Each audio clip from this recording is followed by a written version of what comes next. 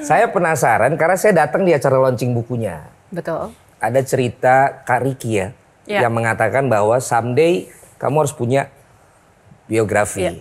Itu satu. Kedua, saya waktu itu juga pelajari waktu juara Olimpiade itu perjuangannya Grace sama Apri dari masa kecilnya gitu. Dan yang Grace yang saya tahu mama ya, yang sampai dari Manado dari Manado ke Jakarta. Sulawesi Utara ke Jakarta memulai itu semua tidak langsung lancar karena usianya tidak cukup atau apapun sehingga tidak langsung lewat jalur yang atlet lah bisa dikatakan seperti itu gitu.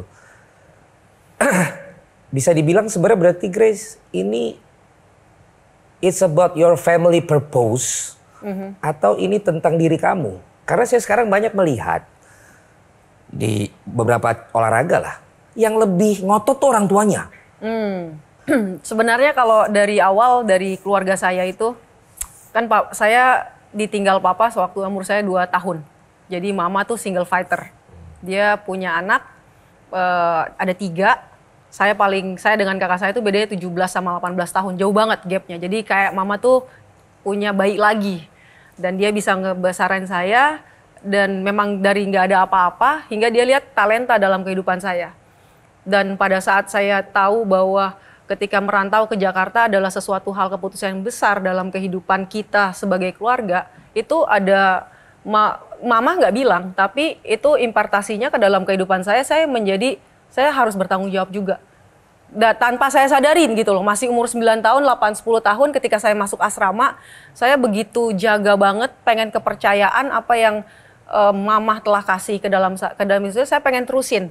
Justru sebenarnya Bang Valen yang tidak mendukung saya itu adalah dari awal ada kakak saya. Kakak Ricky. Karena dia orang yang sangat edukasi ya.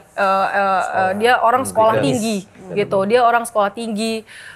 Terus juga pada saat saya berjalan waktu saya lagi kalah-kalah terus, dia selalu bilang, udah makanya gue bilang, lu pergi udah dapat tawaran kan dari Swiss, dari Kanada, dari ini, ambil lu sekolah, beasiswa ke sana, enak. Udah masuk pelatnas kan, udah kesana aja.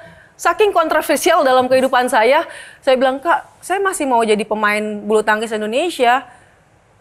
Payah lo katanya gitu, itu loh, sana, Kanada katanya gitu. Waktu itu memang kenyataan saya udah ditawarin untuk jadi atlet di luar negeri, di Swiss dan di Kanada pada saat itu. Tapi justru tantangannya banyak datang dari kakak Ricky. Tapi visi ketika dia lihat ini adiknya kok ngotot banget gitu loh, jadi pengen jadi pemain bulu tangkis, saya di-challenge gitu. Di-challenge, kenapa sih lu pengen jadi pemain bulu tangkis? Dia punya sangat kontroversial dalam kehidupan saya, dia mendukung tidak mendukung, tapi dia punya bisa ngelihat adiknya ini akan jadi sesuatu. Masa saya waktu umur 19 tahun lagi cedera gitu loh. Tapi kok dia bisa-bisa tiba-tiba, lu ya jadi atlet jangan nanggung-nanggung, keluarin buku biografi.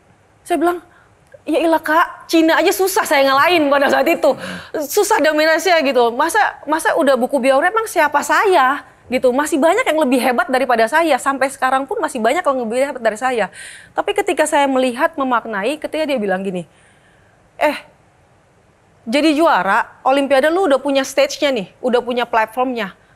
Lu mau pakai juara itu sebagai juara Olimpiade, sebagai seorang juara aja? Yang di podium, yang dilihat orang kesuksesannya aja? Enggak. Yang dilihat orang gimana caranya lu proses perjalanan, itu yang lu harus bagiin. Wah, dari situ.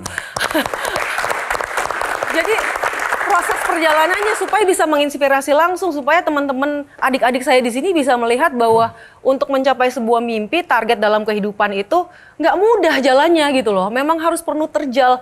Dan kalau nggak diceritakan, nggak dituangkan di dalam sebuah buku, atau nggak di-sharing deh sekarang saat ini, bagaimana orang bisa tahu? Jadi buku ini bukan karena tentang saya, tapi semangat yang pengen diberikan, yang dikasih inisiasi oleh kakak saya, kasih nih semangat buat teman-teman.